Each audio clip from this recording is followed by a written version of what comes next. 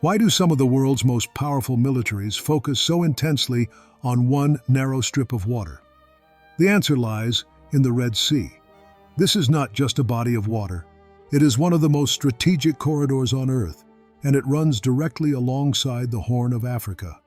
Every day, billions of dollars worth of goods pass through this route. Oil, gas, food, industrial supplies, military equipment. If this corridor is disrupted, global trade feels it immediately. Prices rise, markets shake, governments panic. That is why foreign militaries care. And that is why the Horn of Africa matters more than ever. Let us break it down. The Red Sea connects the Indian Ocean to the Mediterranean through the Suez Canal. At its southern entrance lies the Bab el-Mandeb Strait, one of the most important maritime choke points in the world. At its narrowest point, this passage is only a few kilometers wide. Yet it controls a massive share of global shipping. If Bab el-Mandeb is blocked or threatened, ships must reroute thousands of kilometers around Africa. That means delays, higher fuel costs, and global economic shockwaves. This is not theory. We have seen it happen. Because of this, the Red Sea is not just an economic artery. It is a security obsession. Now look at the map. On one side of the Red Sea and Bab el-Mandeb sits the Arabian Peninsula. On the other side sits the Horn of Africa. This includes Djibouti, Eritrea, Somalia, and Somaliland. This geography alone explains why foreign militaries are here. Djibouti, a small country by population, hosts military bases from multiple global powers at the same time. The United States, China, France, Japan, and others all operate there. This is not charity. This is strategy. From Djibouti, forces can monitor shipping lanes, respond quickly to crises in the Middle East or Africa, and project power across the Red Sea, the Gulf of Aden, and the Indian Ocean. China's presence is especially revealing. Its first overseas military base was not placed randomly. It was placed right here, near the heart of global trade routes. This signals long-term interest, not temporary involvement. The United States, meanwhile, focuses on protecting trade, counterterrorism, and maintaining naval dominance. France, with historical ties, seeks influence and stability. Each actor has different reasons, but they all converge on the same location. This convergence is not accidental. Now consider the Horn of Africa itself.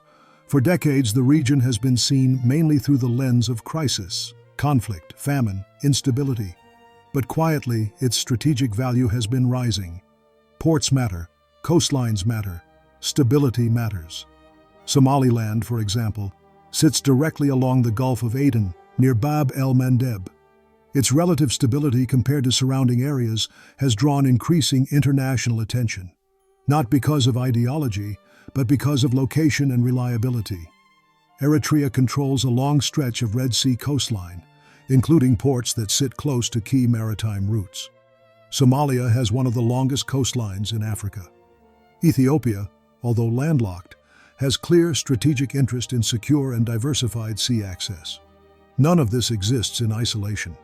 When foreign militaries plan for energy security, trade protection, and global mobility, they must factor in the Horn of Africa. Ignoring it is no longer an option. This brings us to a critical point. Foreign military interest can be both an opportunity and a risk. On one hand, it can bring investment, infrastructure, training, and global relevance. On the other hand, it can turn the region into a chessboard for rival powers, where local interests are sidelined. The outcome depends on regional choices. If Horn of Africa states act individually, they risk being played against each other. If they coordinate, cooperate, and build shared frameworks for ports, security, and trade, the balance shifts. The Red Sea is not only about who has ships and bases, it is about who sets the terms. Will the Horn of Africa remain a passive transit zone for global powers, or will it become an active player shaping how this vital corridor is governed? This question matters now more than ever. As global tensions rise, as shipping routes become more vulnerable, and as competition between major powers intensifies, the Red Sea's importance will only grow, and with it, the importance of the Horn of Africa. This region is no longer at the edge of global affairs. It sits at the center of one of the world's most critical arteries. The real question is not why foreign militaries care about the Red Sea.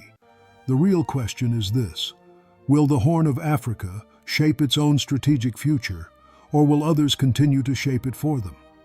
If you found this analysis useful, subscribe to Horn Daily for deeper breakdowns of power, politics, and the future of our region. Share your thoughts in the comments. Your perspective matters.